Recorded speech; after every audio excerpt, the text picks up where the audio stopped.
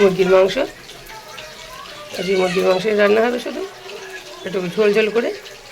তাই মাংসটাকে ম্যাগনেট করে রেখে দিয়েছি আমি। লঙ্কা, জিরে, হলুদ, আদা, রসুন, টমেটো দিয়ে, তেল দিয়ে, নুন দিয়ে ততক্ষণ একটু আলুটাকে ভেজে নিচ্ছি। আলু ভাজাটার মধ্যে আমি 1 চামচ নুন দিয়ে দিচ্ছি।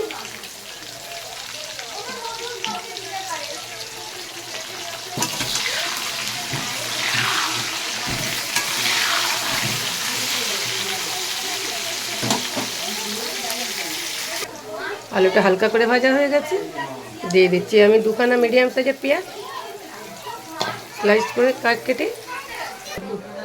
মাংসটাকে দিয়ে দিচ্ছি।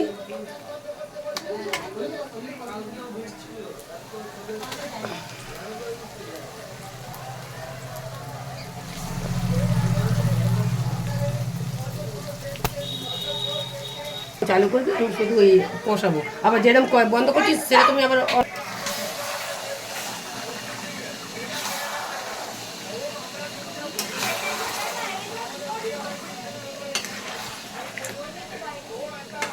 আলুটাকে ভেজে তুলে নিয়েছি।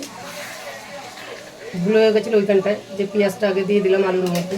আলুটাকে তুলে নিয়েছি, পেঁয়াজটা ভেজে এবার মাংসটাকে দিয়ে দিলাম ম্যাগনেট করা। কষাই নি।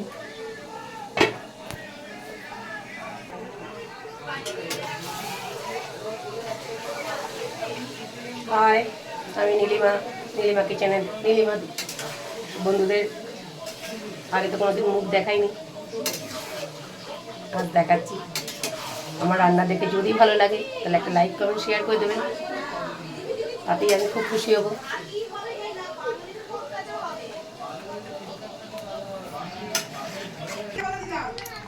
মাংসটা আর একটু কষা হবে।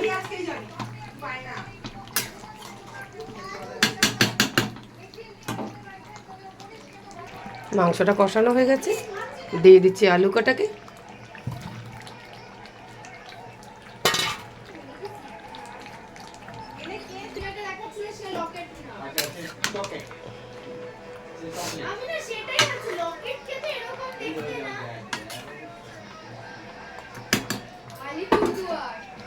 আর একটু কষিয়ে নিই আরেকটা আলুটা দিয়ে, তারপরে জল দিয়ে দেবো।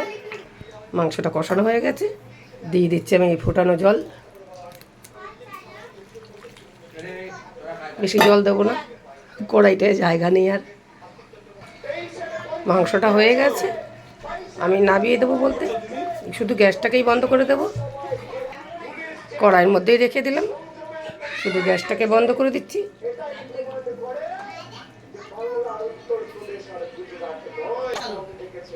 যদি ভালো লাগে তাহলে একটা লাইক, কমেন্ট, শেয়ার করে দেবেন। ইউটিউব চ্যানেলটাকে সাবস্ক্রাইব করে দেবেন। ধন্যবাদ।